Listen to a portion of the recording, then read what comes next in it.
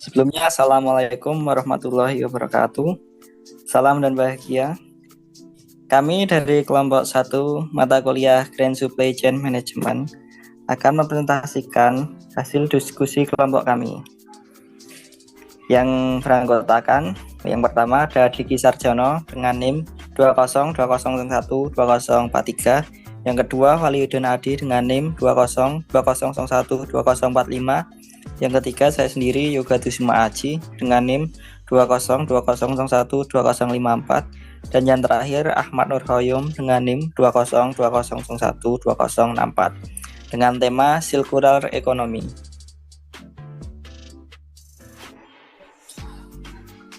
Tujuan pembelajaran Circular Economy. Tujuan dari mempelajari Circular Economy adalah untuk menghasilkan pertumbuhan ekonomi dengan mempertahankan nilai produk, bahan, dan sumber daya dalam perekonomian selama mungkin, sehingga meminimalkan kerusakan sosial dan lingkungan yang disebabkan oleh pendekatan ekonomi linear.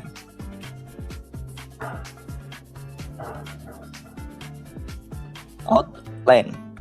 Pengertian Circular Economy. 3 prinsip Circular Economy.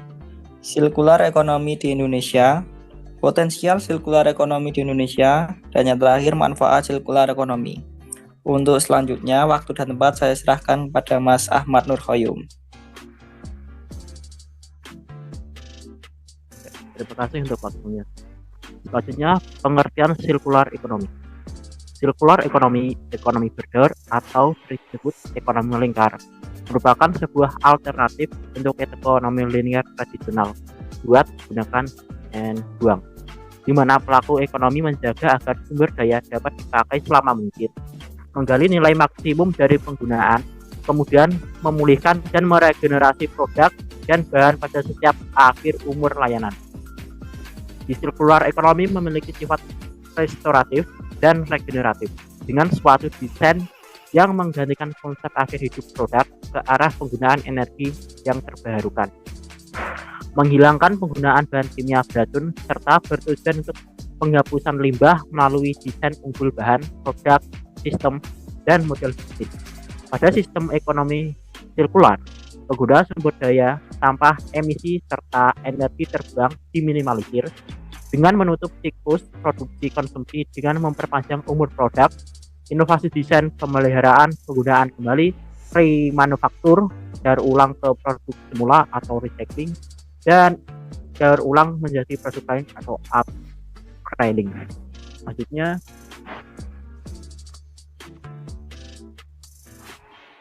perbedaan dari linear ekonomi dan circular ekonomi.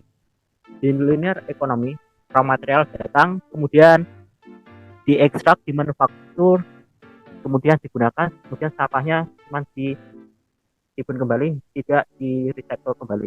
Karena di linear ekonomi cuma berfokus pada profitabilitas terlepas dari siklus hidup produk. Sedangkan di circular ekonomi, raw material datang, diolah kembali dan berkelanjutan menjadi produk yang di recycle pada lingkungan hidupnya, karena di circular ekonomi berfokus pada keberlanjutan. Maksudnya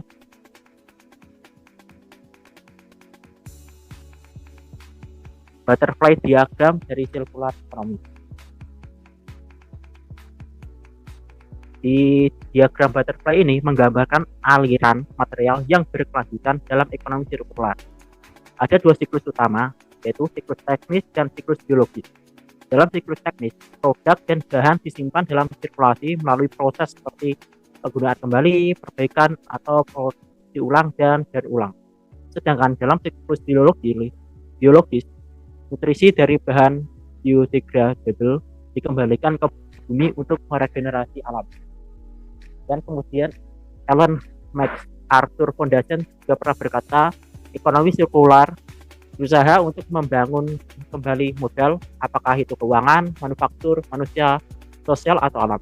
Hal ini memastikan peningkatan arus barang dan jasa.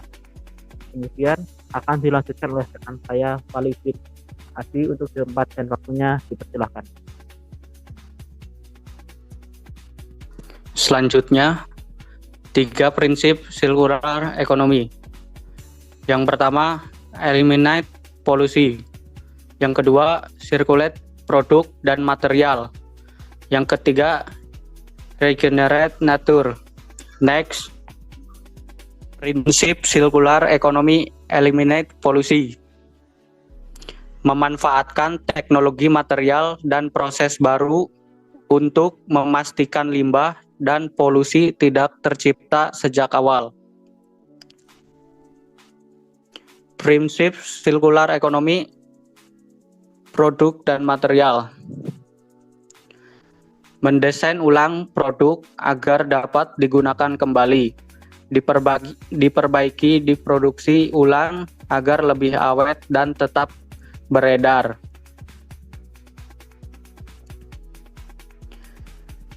Yang ketiga, regenerate nature. Kembalikan nutrisi ke hutan, tanam kembali pohon, singkirkan limbah plastik dari laut, bekerja dengan alam untuk kepentingan semua. Selanjutnya akan dilanjutkan oleh rekan saya di Kuno.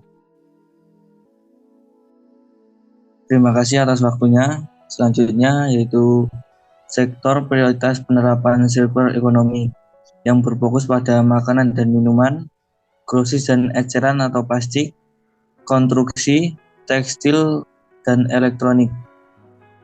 Selanjutnya, sirkular ekonomi di Indonesia.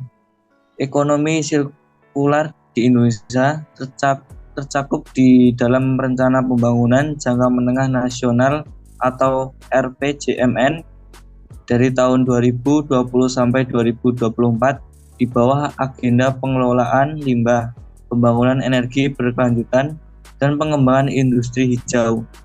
Keterkaitan ini terlihat dari implementasi ekonomi sirkular yang mampu mengurai timbulan limbah yang dihasilkan dan dibuang, mengutamakan penggunaan energi terbarukan, dan mendukung efisiensi penggunaan sumber daya alam, produk yang dihasilkan, serta proses yang digunakan pada industri hingga limbah ramah lingkungan. Selanjutnya, potensial sirkular ekonomi di Indonesia. Yang pertama, berpotensi menghasilkan tambahan PDB di tahun 2030, pengurangan penggunaan air di tahun 2030, pengurangan limbah di sektor prioritas pada tahun 2030, emisi CO2 EK diturunkan pada tahun 2030, dan lapangan kerja hijau tercipta atau 75% merupakan tenaga kerja perempuan di tahun 2030. Selanjutnya, manfaat sirkular ekonomi. Ada 5 manfaat. Yang pertama, mengurai emisi karbon. Selanjutnya, menuju zero waste. Selanjutnya, sumber daya terbarukan atau bukan terbatas. Manfaat konsumen atau produk tahan lama. Selanjutnya, peluang baru atau pekerjaan. Saya kembalikan kepada moderator. Ya, terima kasih kepada teman-teman saya yang sudah menyampaikan materi. Demikianlah presentasi dari kami. Ada kurang dan lebihnya kami mohon maaf. Wassalamualaikum warahmatullahi wabarakatuh. Salam.